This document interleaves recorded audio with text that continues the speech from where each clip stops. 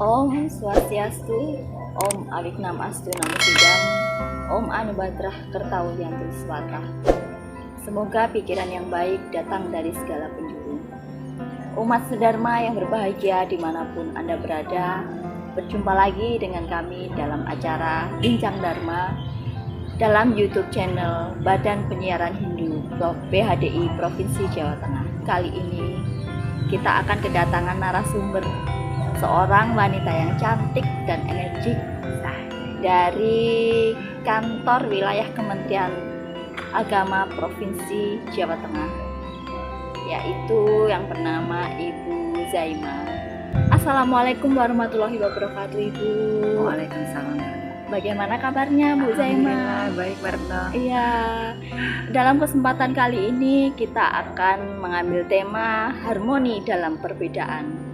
Tentu saja sudah tidak asing ya, Bu ya.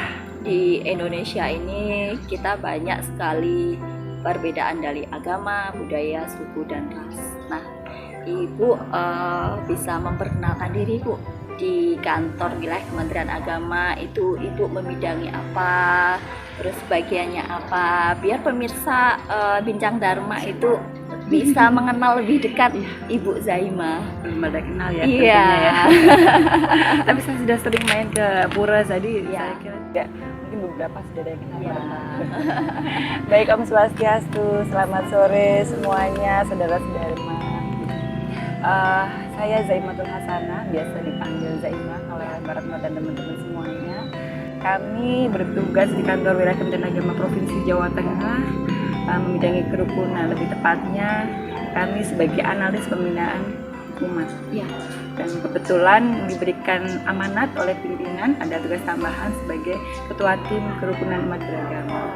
Jadi sedikit banyak memang tugas kami ya bagaimana harmonisasi di Jawa Tengah ini bisa baik, bisa rukun, bisa harmonis. Iya. Berarti kan di dalam tugas Ibu itu merangkul semuanya yang ada, umat yang ada di Provinsi Jawa Tengah. Semua umat. Iya. Yang ada. Ini Bu, saat ini acap kali kita melihat dan mendengarkan sikap intoleran dalam kehidupan masyarakat, terutama yang berkaitan dengan suku, agama, ras, dan antar golongan. Bagaimana menurut pendapat Ibu Zaima tentang situasi dan kondisi yang seperti ini? Memang, Mbak. Di Jawa Tengah ini ya kita Iya. bicaranya ya, Iya. khususnya ya. Jawa Tengah ini terdiri dari komunitas yang terbuka dalam hal beragama, suku, kebudayaan, golongan, jadi ada bermacam-macam, sehingga keberagaman ini kadang-kadang masih disikapi dengan sebagian orang yang kemudian bisa dikatakan intoleran. Namun demikian sesungguhnya kita yang hidup di Jawa Tengah ini berada di dalam Negara Kesatuan Republik Indonesia sudah berada di dalam negara yang mempunyai kesepakatan bersama. Ada komitmen di situ sebagai dasar negara kita ada di dalam Pancasila. Iya. Di dalam Pancasila sendiri, Baratno itu sebagaimana di dalam sila ke-1 ya, ketuhanan yang Iya. Maha Esa. Itu jelas di situ bahwa kenapa ketuhanan yang Maha Esa tidak menyebut yang lain-lain, misalnya dari Islam misalnya. Ya.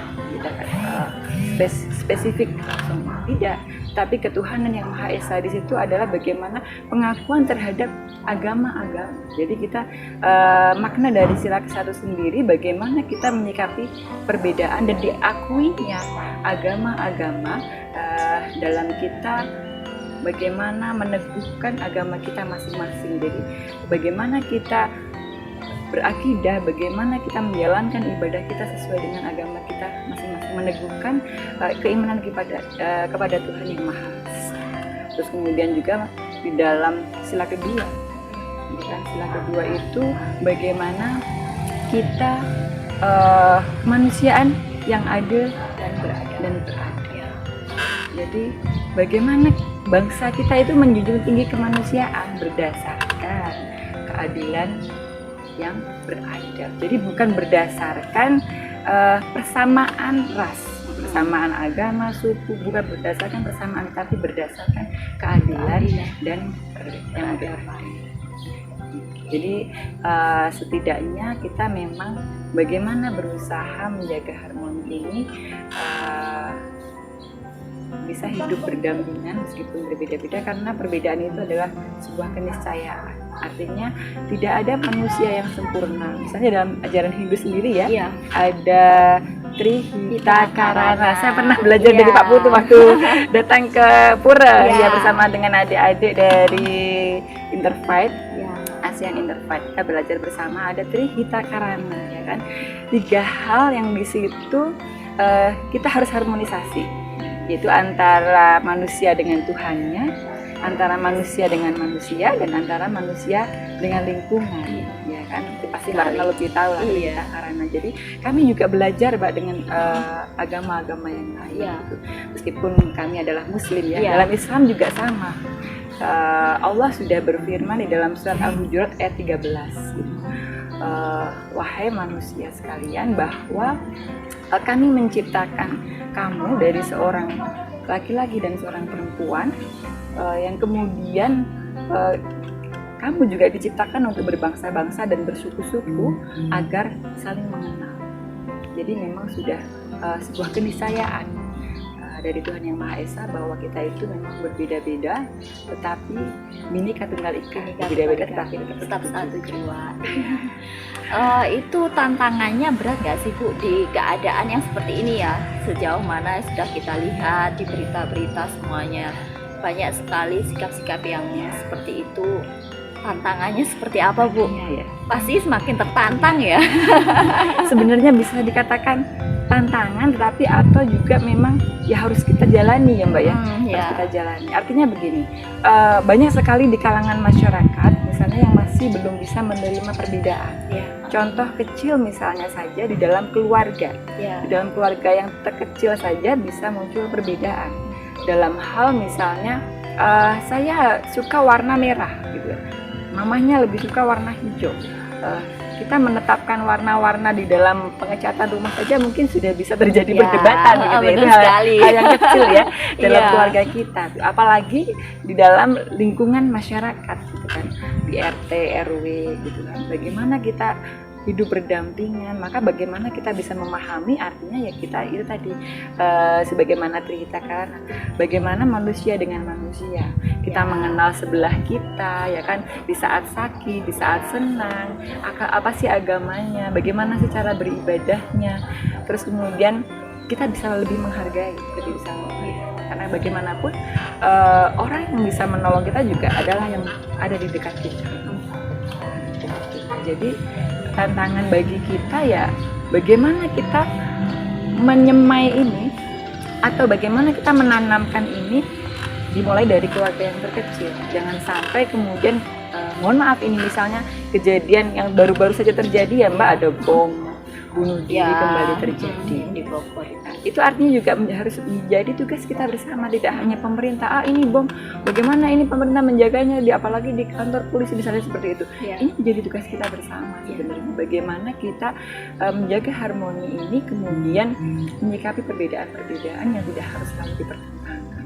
Kita mulai dari keluarga terkecil, jadi kita mengajarkan tentang agama kita teguhkan keyakinan kita kepada anak-anak kita, tapi juga kita tanamkan bahwa di sisi yang lain itu ada juga agama-agama yang lain yang tumbuh di negara kita. Ada Islam, ada Kristen, ada Hindu, ada Katolik. Jadi kita ajarkan bahwa kita di negara kita ini ada berbagai macam agama, kebudayaan, kelompok-kelompok, golongan-golongan yang berbeda. Apalagi di Islam Mbak ada madhab-madhab ya. Banyak Iya, sekali. banyak Mbak. sekali. Jadi mau tidak mau bahwa ini adalah sebuah keniscayaan. Iya. Kan sekarang itu masyarakat banyak sekali yang mudah terprovokasi terkait dengan isu yang seperti itu. Nah, bagaimana cara menyikapi masyarakat yang tersebut yang mudah terprovokasi? Sedikit banyak ini soal provokasi ya Mbak Ulan. Ya. Bisa melalui media karena sekarang keterbukaan iya. informasi teknologi. Jangankan kita orang yang dewasa ya, handphone ya.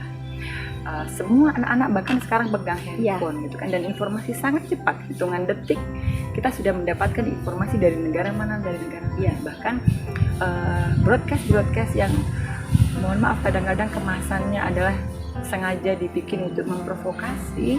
Nah itulah yang harus kita saring. Jadi kita juga harus tidak hanya melek teknologi, tetapi bagaimana kita juga bijak di dalam menyikapi berbagai informasi. Nah ini informasi jangan kita telan mentah-mentah. Misalnya ya Mbak ya, sekarang ini banyak sekali menyebar berseliweran berita-berita hoax. Ya. Jangankan terkait dengan informasi agama misalnya. Belajar agama, makanya kita juga harus ke tempat yang benar dengan tokoh siapa gitu. Kadang-kadang apa informasi yang kita peroleh belum tentu benar, karena apa? Karena referensinya, sumbernya gitu. Kita harus perlu menyaring ini, apakah ini benar informasi ini, apakah benar gitu kan. Misalnya ada informasi terkait dengan bom yang baru-baru ini terjadi misalnya, ya kan? Bisa jadi masyarakat ada yang melintir berita ini ya, karena biar ini booming, biar banyak yang melihat ya kan, banyak yang like misalnya. Dikemas sedemikian rupa gitu, di tengah mengambil kesempatan saat informasi ini sedang ditunggu-tunggu oleh masyarakat, sehingga kita juga harus hati-hati menyaring informasi, dan bagaimana kita juga menyebarkan informasi ini juga harus lebih sehat ya. Sehat dalam hal ini jangan asal ketika menerima broadcast atau menerima informasi tanpa dibaca, kadang-kadang ya sudah di-share kemana-mana, sehingga ketika diklarifikasi itu informasi dapat dari mana, ternyata tidak tahu saya dapat dari ini. Yang kebiasaan di masyarakat kita mungkin yang kita juga harus menanamkan bagaimana kita mencari informasi ini pada sekitar kita dan dari diri kita sendiri, tidak mudah agar tidak mudah terprovokasi. Oke, tadi kita ngomong tentang media sosial ya Bu. Memang media sosial saat ini memang sangat kayaknya setajam pisau, setajam silat juga. Setajam silat. Iya. Media sosial adalah keniscayaan yang tidak bisa dibendung atau dibatasi ya Bu Zaima ya. Bagaimana saran Bu Zaima agar dapat meminimalisir dampak media sosial yang begitu masif ini? Ya, sebenarnya banyak Mbak yang bisa kita lakukan. Anak-anak generasi muda sekarang misalnya, mereka sangat melek teknologi, berkembangnya gadget, HP misalnya yang paling mudah semuanya pegang ya. Berbagai macam fasilitas, fitur-fitur yang bisa kita peroleh dari HP itu kita bisa berbuat apa saja dalam hitungan detik. Nah, kita tanamkan bagaimana kita berkarya. Dari misalnya anak-anak kita hobinya itu adalah ngevlog gitu. Bagaimana ngevlog yang positif gitu. Atau adik-adik kita atau lingkungan kita di kantor misalnya ya, karena kita kebetulan bertugas di kantor misalnya. Bagaimana kita menyajikan informasi ini di media sosial sehingga orang itu bisa menerima dengan baik dan benar. Tidak hanya sekedar menyajikan berita, jangan sampai menyajikan berita itu bahasanya menjadi multitafsir misalnya, sehingga orang-orang moderasi beragama misalnya, di situ judulnya menjadi moderasi agama. Ini pasti rame Mbak, karena yang dimodernisasi atau dimoderasi itu agamanya. Misalnya seperti itu. Nah, kemasan bahasa di dalam media sosial inilah yang harus kemudian kita olah dengan sebaik-baiknya. Terus kemudian konten-konten yang dibuat ini juga siapa lagi kalau bukan kita ya kan? Jadi kita harus mengimbangi. Jadi misalnya TikTok yang kemudian ini, mohon maaf ini ya jadi menyebut salah satu. Ini karena kontennya sangat digandrungi anak-anak media sosial itu. Ketika kita suka bikin konten anak-anak sekarang itu kan ya, hai guys gitu kan, kita lagi di sini nih gitu, kita arahkan ke yang positif misalnya. Misalnya ketika berangkat beribadah, boleh dong kita upload kegiatan kita saat kita berangkat beribadah gitu. Nah, anak-anak muda sekarang ternyata ya rajin juga beribadah. Jadi yang kita nampakkan yang positif-positif. Ya. Jangan kemudian hanya berita-berita negatif saja. Jadi misalnya yang hoax, yang bagaimana mengatakan agama lain atau mengatakan ajaran lain yang nggak baik, seperti ujaran-ujaran kebencian yang kita ramaikan di media sosial misalnya. Jangan sampai generasi kita menjadi generasi yang terlibat dalam kekerasan. istilahnya sudah terkontaminasi dengan hal-hal yang ya, di situ dalam provokasi iya, tadi ya Bu ya. provokasi tadi ya. Maka bagaimana media sosial ini bisa kita gunakan dengan sebaik-baiknya dengan semua lingkungan. Dari mulai dari hal yang terkecil saja lah. Kita bisa bikin kok konten yang positif gitu. Jadi memasak saja bisa menjadi memasak sambil misalnya mengingat ya, karena ya mengingat apa yang harusnya kita ajarkan kepada anak-anak misalnya. Iya, itu benar, juga benar. bisa jadi bisa kita kemas dengan apapun yang positif. Ya, oke. Saat ini Kementerian Agama Republik Indonesia sedang gencar melakukan pengaruh utamakan tentang moderasi beragama untuk mengurangi sikap intoleran di tengah masyarakat. Bagaimana langkah-langkah yang dilakukan agar upaya moderasi beragama ini dapat efektif dan berhasil dengan baik, yang sudah dilakukan Bu Zaimah selama ini ya tentunya ya. Pengaruh utamaan moderasi beragama. Iya. Gitu kan. Kita mendapatkan tugas karena kita sebagai ASN di Kementerian Agama ya Mbak Retno. Iya. Gusmen itu sangat concern terhadap hal ini karena ini juga masuk di dalam RPJMN. Ya, rencana jangka menengah pemerintah 2020 sampai dengan 2024, dan ini adalah program langsung Presiden kepada Pak Menteri, sehingga kita pun harus menjalankan amanat ini dengan sebaik-baiknya. Maka moderasi beragama ini semenjak sudah menjadi program dan ditetapkan di dalam RPJMN ini telah ditetapkan peta jalan moderasi beragama. Jadi dari mulai TOT untuk bagaimana memberikan pemahaman terkait dengan moderasi beragama dari level yang paling tinggi di Kementerian Agama, dari eselon 1, kemudian eselon 2, eselon 3, semuanya telah melalui diklat untuk moderasi beragama. Kita sebagai ASN diharapkan dengan materi-materi yang di situ memang terkait dengan moderasi beragama, kan ada 4 indikator yang Iya. Di situ ada komitmen kebangsaan, toleransi, anti kekerasan, dan bagaimana kita bisa menerima kebudayaan atau kearifan lokal. Sehingga di situ materi-materi yang masuk di dalam kegiatan atau penguatan moderasi beragama itu diharapkan ya memang bagaimana komitmen kebangsaan kita. Semua ASN digembleng terkait dengan itu. Jangan sampai kemudian Pancasila saja tidak hafal misalnya, tapi hafal saja itu juga menjadi belum teraplikasikan. Jadi kita memang Pancasila hafal, tapi bagaimana kita mengamalkan dari sila-sila itu. Ketika bisa mengamalkan dari sila-sila itu, saya yakin pasti semuanya menjadi moderat. Bagaimana kita toleran dalam satu kantor itu bisa banyak cara ya. Jadi tidak hanya toleran dalam hal beragama, bisa toleran dalam hal pekerjaan itu juga penting loh ya. Jadi jangan sampai kita temennya sibuk nih mengerjakan banyak hal, kita asik aja main HP. Ya, itu juga toleran juga ya.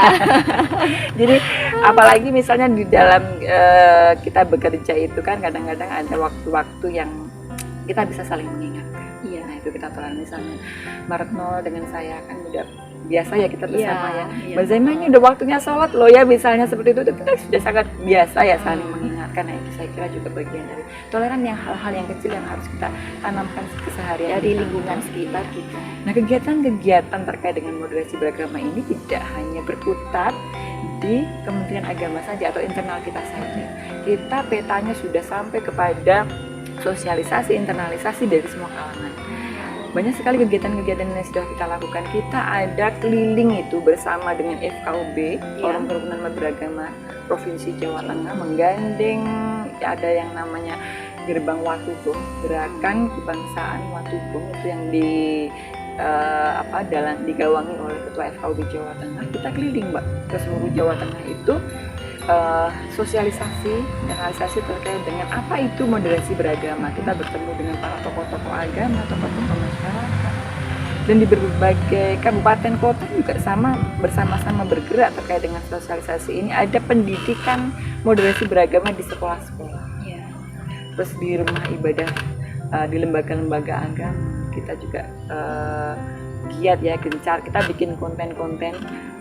Yang baru-baru ini kita sowan ke sini, kita bikin konten bagaimana sih pengetahuan warga masyarakat Jawa Tengah ini terkait dengan moderasi beragama. Kita keliling itu, Mbak. Yeah. Kita keliling, ada ke kampus, ada ke sekolah, ada ke madrasah, ada ke pesantren, ada ke pura, kita ada ke gereja. Jadi kita ingin tahu sebenarnya seberapa ini masyarakat sudah mengenal tentang moderasi beragama. Gitu. Jadi jangan sampai salah menafsirkan tadi yang dimoderasi adalah agamanya. Jadi banyak sekali kegiatan-kegiatan yang sudah kita lakukan. Ada kemah kebangsaan, ada dialog-dialog, ya. Ada pagelaran pentas seni budaya. Tadi kan kita harus bagaimana kita adaptif ya. Dengan kebudayaan yang ada di kita. Kemarin juga terlibat ini dari PHDI, pentas seni budaya, dan budaya itu yang disajikan juga sudah mencerminkan, karena di situ ada tari moderasi beragama. Ya, tari moderasi beragama. Itu dari juga Pasraman. dari Pasraman ya. Ya. Itu bagian dari kita bagaimana mensosialisasikan, menginternalisasi terkait dengan moderasi beragama. Oke. Menurut Bu Ima, bagaimana masing-masing pemangku kepentingan seharusnya berbuat agar dapat menumbuh kembangkan sikap toleran terhadap perbedaan di masyarakat? Bagaimana sih masyarakat agar bisa menumbuh kembangkan? Sebenarnya banyak hal yang bisa kita lakukan. Bagaimana bisa menumbuh kembangkan di masyarakat itu sikap toleran. Jadi misalnya begini, Mbak, tadi kita cerita dimulai dari lingkungan keluarga saja. Bagaimana kita bisa bersikap toleran. Jadi misalnya saja kami dari keluarga Muslim gitu kan, waktunya sholat. Bagaimana toleran itu ditanamkan adalah bagaimana kita meneguhkan agama kita dulu, terus kemudian kita bisa memahami agama lain, sehingga kita bagaimana kita anak-anak kita tanamkan ini agama kita, ini ajaran kita itu begini gitu. Dan dalam setiap ajaran agama itu pasti ada disampaikan tentang kebaikan-kebaikan, tentang bagaimana kewajiban antara makhluk dengan Tuhannya, bagaimana kewajiban sesama manusia. Nah, disinilah kemudian kita bisa menanamkan atau memasukkan materi-materi kepada keluarga kita, bagaimana kewajiban antara sesama manusia. Berarti semua itu dimulai dari keluarga. Terus kemudian lingkungan. Dari lingkungan ini kita bisa dengan memberikan contoh atau teladan. Jadi misalnya kita tetangga kita nih ada yang kemudian beda agama. Misalnya kayak saya sendiri, Mbak, saya tinggal di lingkungan yang beragam. Jadi ada yang sebelahnya beragama Katolik, ada yang beragama Kristen, bahkan ada yang di rumahnya memelihara anjing misalnya. Tapi kita bisa hidup berdampingan dengan baik, artinya kita saling menghargai, saling menghormati. Misalnya pas kami ada kegiatan rutin setiap malam Jumat itu, kalau di kami ada namanya tahlilan misalnya, ada mauludan misalnya, tidak ada yang komplain. Padahal kan itu rame ya, di rumah itu udah pakai pengeras suara, rame. Tidak ada yang komplain, biasa-biasa saja. Jadi, dan kemudian bergantian, di sebelah kami ada yang berbeda agama, Katolik misalnya, ada yang melakukan kegiatan Jumat Agung.